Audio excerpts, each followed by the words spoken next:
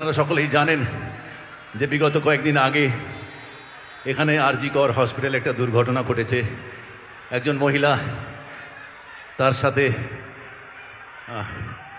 খুবই নির্মমতার সাথে অত্যাচার করা হয়েছে।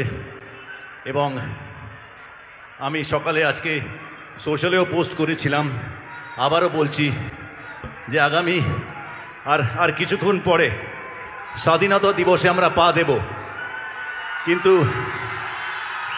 মাঝে মাঝে এরকম ঘটনা যখন ঘটে তখন মনে হয় আমরা সত্যি কি স্বাধীন হয়েছি।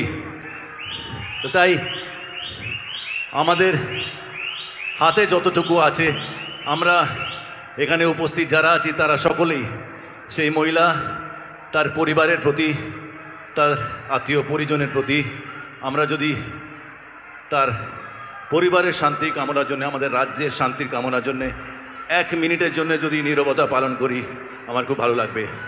সবাই আমরা 1 মিনিটের জন্য,